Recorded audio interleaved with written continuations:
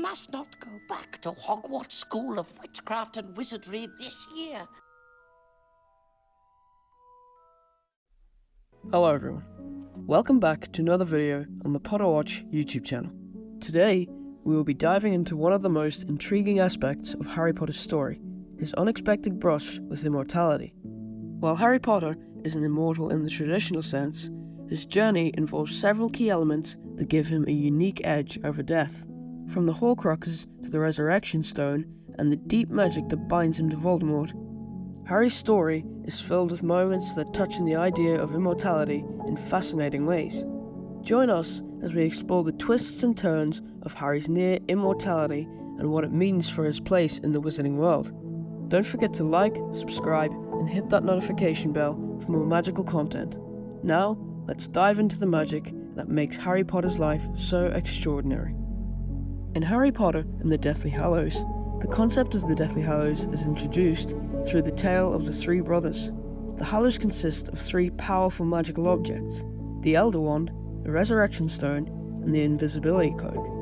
According to the legend, whoever unites all three Hallows becomes the Master of Death, and Harry, by the end of the series, possesses all three Hallows. Despite it passing through many hands, Harry eventually becomes the rightful master of the Elder Wand after disarming Draco Malfoy. Harry uses the Resurrection Stone to bring back the spirits of his loved ones as he prepares to face Voldemort. Harry inherits the Invisibility Cloak from his father, which had been passed down through the Potter family for generations. The theory suggests that by uniting the Hallows, Harry achieves a form of immortality. However, this immortality is not about living forever in the traditional sense, but rather mastering death, being able to face it without fear, and potentially having control over his own fate in life and death. There are many key points that support this theory, with one being Harry's willingness to die. Harry willingly sacrifices himself in the Forbidden Forest, which is a critical moment in the series.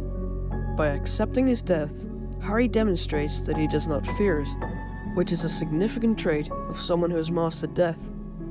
His survival after this act, thanks to the Horcrux inside him being destroyed, could signify that he has transcended the ordinary human experience with death. Another factor that supports this theory is the Resurrection Stone. The Resurrection Stone is a key part of this theory. While it doesn't bring the dead back to life in a physical form, it does connect the living with the deceased. Harry's brief encounter with his loved ones before his encounter with Voldemort suggests a deep connection with death that goes beyond mere mortality. The idea of Master of Death is open to interpretation. Some fans believe that being Master of Death means having control over death itself, being able to choose when and how to die. Harry, having united the Hallows, might be granted this power. Thus, he could live a normal life, but when his time comes, he has the ability to embrace death on his own terms, or perhaps evade it indefinitely. In the final book, Dumbledore tells Harry in the afterlife like King's Cross Station scene, "Do not pity the dead, Harry. Pity the living, and above all, those who live without love." This could imply that Harry has reached an understanding and mastery over death that others have not. If Harry is truly immortal, it could explain why he can live peacefully after the events of the series. It might also mean that he could continue to play a role in the wizarding world for generations, though likely in a way that allows him to remain hidden or at peace. While this theory is intriguing, there are reasons to believe that Harry is not literally immortal. Harry chooses to return the Elder Wand to Dumbledore's tomb rather than keep it, effectively rejecting the Hallows' power. This decision suggests that Harry is not interested in mastering death in a literal sense. A central theme in the series is the acceptance of death as a natural part of life. J.K. Rowling might have intended for Harry's mastery over death to be more symbolic than literal, emphasizing that true mastery comes from understanding and accepting mortality.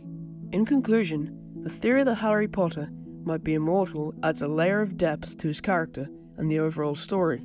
Whether or not he actually lives forever, the idea that he has mastered death, either by uniting the Hallows or by willingly facing his own mortality, completes his journey as a hero. It's a powerful way to interpret his final victory over Voldemort and his peaceful life afterwards. Ultimately, the idea of Harry as the Master of Death is more about the wisdom and courage to accept death when it comes, rather than living forever.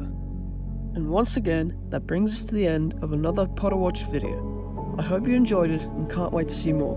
And as Dumbledore would say, after all, to the well-organized mind, death is but the next great adventure.